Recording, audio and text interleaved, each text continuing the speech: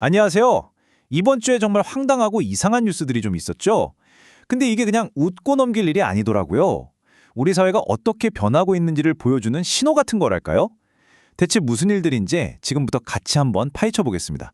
자, 여기 네 가지 키워드가 있습니다. 유튜버, AI, 스쿨존, 그리고 구리? 이게 대체 무슨 조합인가 싶으시죠? 전혀 상관없어 보이는데 이 안에 사실은 엄청난 공통점이 숨어 있습니다. 과연 그게 뭘까요? 네, 바로 이 순서대로 하나씩 살펴볼 건데요. 선 넘은 유튜버 이야기부터 AI가 만든 가짜 사진, 한밤중에 스쿨존 문제, 그리고 갑자기 사라진 다리 이름표까지. 이 기묘한 이야기들이 우리에게 뭘 말해주고 있는지 지금 바로 시작해 보겠습니다. 첫 번째 이야기, 바로 선을 넘은 유튜버입니다. 온라인에서 행동이 현실에서 어떤 결과를 낳았는지 아주 제대로 보여준 사건이죠. 조니 소말리라는 미국 유튜버 얘긴데요. 이 사람 때문에 한국 법원이 아주 단호한 판결을 내렸습니다. 이 유튜버 혐의가 한두 개가 아니에요. 업무방해, 성폭력 처벌법 위반까지, 다른 사람 얼굴을 마음대로 합성해서 이상한 영상을 만들고 편의점 같은 데서 난동을 부리고, 법원은 이걸 한국 법을 아주 우습게 봤다고 판단한 겁니다. 그래서 징역 6개월에 구류 20일. 보통은 재판 끝나고 바로 감옥에 가진 않는데 이 사람은 재판 끝나자마자 바로 구속됐어요. 그만큼 사안이 심각했다고 본 거죠. 이걸 아주 쉽게 생각해보면요. 마치 친구 집에 놀러가서 막 소리 지르고 물건 던지고 난장판을 만드는 거예요. 그럼 집주인이 뭐라고 하겠어요? 너 당장 나가! 하겠죠? 이번 판결이 딱 그런 거였습니다. 우리나라에서 그런 행동은 안 돼. 당장 나가! 하고 법이 아주 단호하게 선을 그어준 거죠. 하도 어이없는 행동을 하니까 사람들이 엄청 화가 났었거든요. 그래서 이 판결이 나오니까 다들 사이다 판결이다 하고 환호한 겁니다. 사이다라는 게 꽉 막혔던 속이 뻥 뚫리는 것처럼 시원하다는 뜻이잖아요. 딱 그런 기분이었던 거죠. 자, 첫 번째 이야기는 온라인과 현실의 충돌이었죠. 그럼 두 번째 이야기로 넘어가 볼게요. 이번엔 AI가 만든 가짜 사진입니다. 이건 기술이 너무 빨리 달리는데 법이 미처 따라가지 못하는 상황을 보여줍니다. 이 사건의 진짜 문제는 바로 이겁니다. 한쪽에서는 나 너무 수치스럽고 기분 나빠요 라고 호소하는데 법은 근데 법적으로 딱 걸리는 게 없는데 라고 말하는 이 어색한 상황인 거죠. 사건은 이래요. 어떤 직장 상사가 부하 직원의 얼굴을 AI로 따서 수영복 입은 다른 사람 사진에 합성을 한 겁니다. 그리고 그걸 자기 메신저 프로필 사진으로 떡하니 올려놨어요. 이걸 본 직원은 얼마나 황당하고 불쾌했겠어요. 그래서 바로 고소를 한 거죠.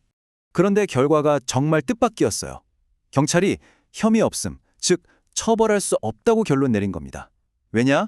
지금 법으로는 성적인 목적을 가지고 여러 사람에게 퍼뜨려야 처벌이 가능한데 이 상사는 나는 그냥 혼자 프로필 사진으로 썼을 뿐이다 라고 하니까 딱히 할 말이 없는 거예요. 기술이 만들어낸 새로운 괴롭힘인데 법이 아직 이걸 잡을 준비가 안 된 거죠. 법의 빈틈이 드러난 순간입니다.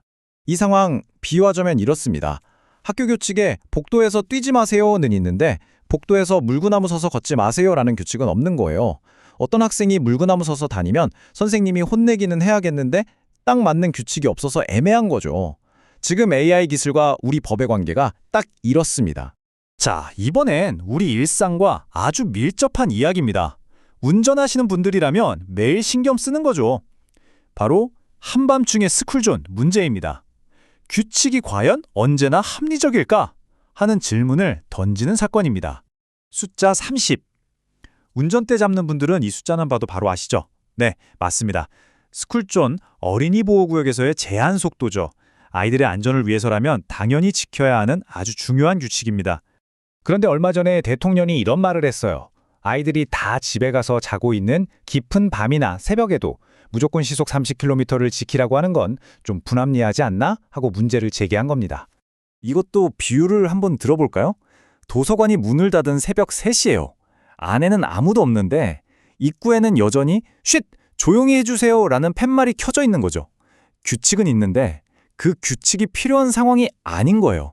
지금 스쿨존 논쟁이 바로 이런 점을 짚고 있는 겁니다. 결국 이 문제 때문에 운전자들 사이에서 아주 뜨거운 논쟁이 시작됐습니다. 아이들 안전이 최우선이다, 무조건 지켜야 한다는 쪽과 상황에 맞게 좀 유연하게 적용해야 하지 않냐는 쪽이 팽팽하게 맞서는 거죠. 안전과 현실성, 그 사이에서 균형점을 찾는 게 우리 모두의 숙제가 된 겁니다.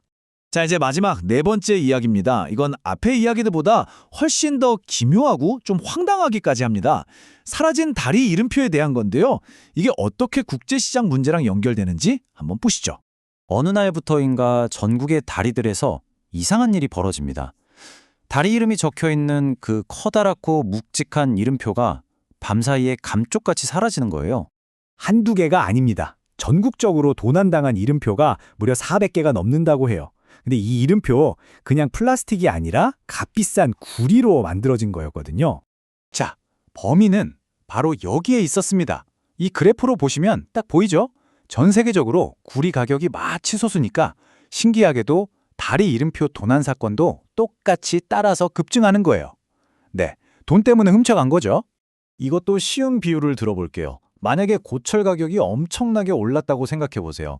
그랬더니 어떤 도둑들이 동네 놀이터에 있는 쇠사슬 그네를 몽땅 뜯어가는 겁니다.